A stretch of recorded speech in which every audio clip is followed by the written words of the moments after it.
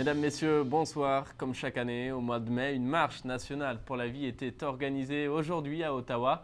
Plusieurs milliers de personnes se sont donc réunies sur la colline parlementaire. Ils ont marché dans les rues de la capitale pour dénoncer l'avortement et pour réclamer une culture respectueuse de la dignité et de la valeur de toute vie humaine.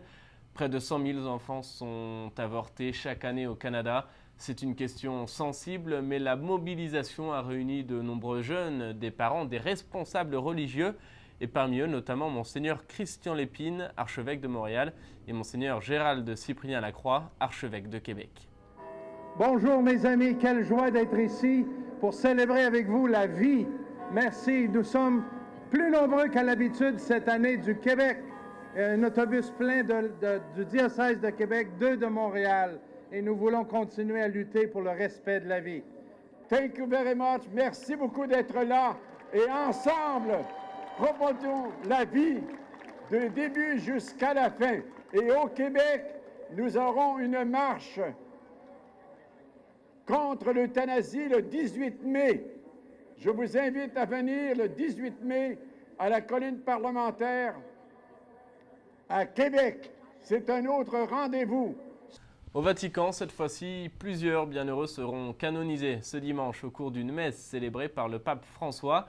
Parmi les futurs saints, le bienheureux Antonio Primaldo, martyr d'Otrante en Italie, assassiné au XVe siècle par les Turcs pour avoir refusé la conversion à l'islam.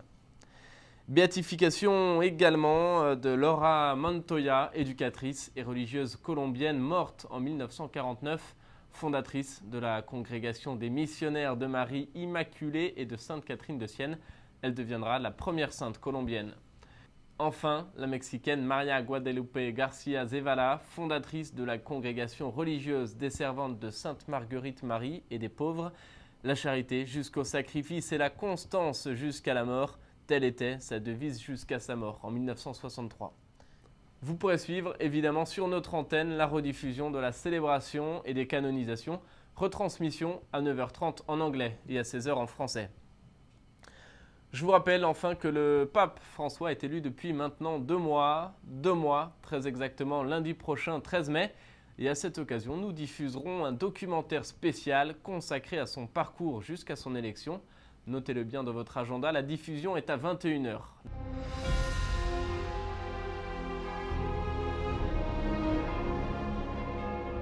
Un pape part de manière inattendue.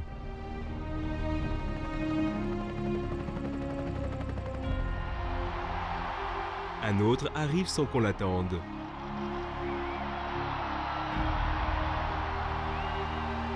Le nouveau monde surprend l'ancien.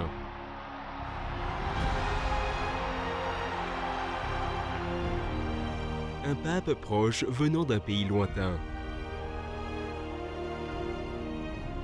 Ses gestes sont imprévisibles. En Argentine, il s'est battu pour la justice. Qui est ce pape qui s'attire la sympathie des gens simples? Qu'apportera-t-il à l'Église? Charité, pauvreté, humilité, courage, piété. Qui est le pape François?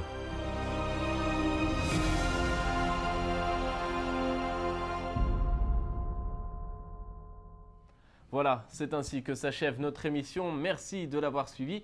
Je vous souhaite à toutes et à tous une excellente soirée. À très bientôt.